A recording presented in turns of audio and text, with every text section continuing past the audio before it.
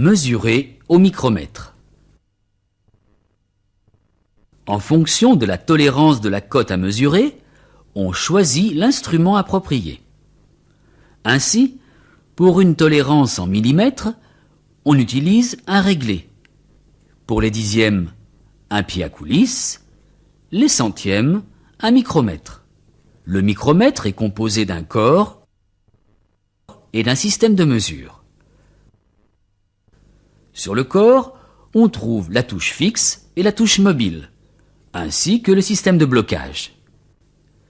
Le système de mesure est composé de une douille graduée, un tambour gradué permettant le déplacement de la touche mobile et une friction. La plage de mesure d'un micromètre est généralement de 25 mm. On trouvera un micromètre 0,25, un 25-50, un 50-75, etc. Nous allons voir 3 cas d'utilisation du micromètre. Premier cas, celui-ci est immobilisé dans un support. La pièce est tenue par la main gauche, la droite tourne le tambour pour approcher la touche de la pièce. On parfait le bon contact à l'aide de la friction et en bougeant la pièce. La friction assure une lecture identique quel que soit l'opérateur. Deuxième cas. On peut tenir celui-ci à la main, la friction étant sur le tambour. Regardez sa tenue.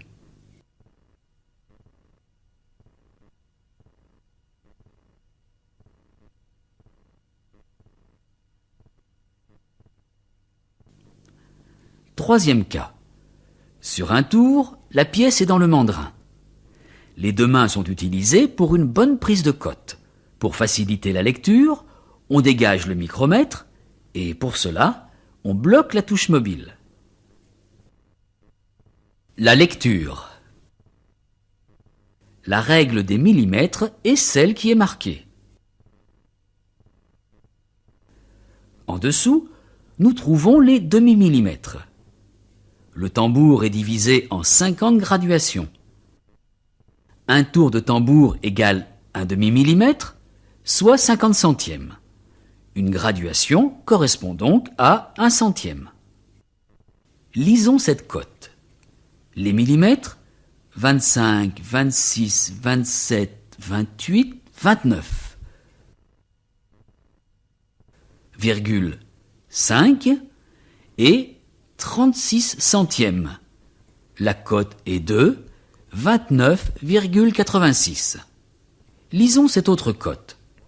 33,5 et 26 centièmes. La cote est de 33,76. Quelle est la cote que vous lisez ici? 59,5 et 47 centièmes, soit 59,97.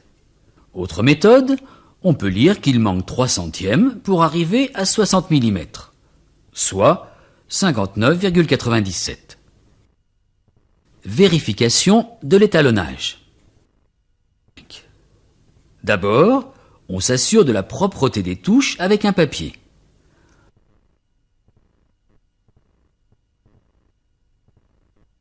On rapproche les deux touches à l'aide de la friction.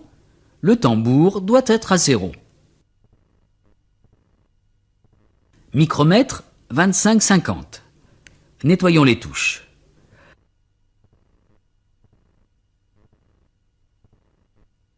À l'aide de la pige du coffret ou d'une cale étalon, vérifions la position du tambour. Il doit être à 0.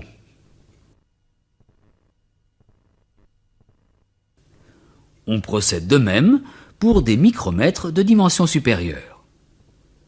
Si le micromètre n'est pas à 0, il faut le faire étalonner. Comme tous les instruments de mesure, le soin, la propreté sont des règles que vous respectez.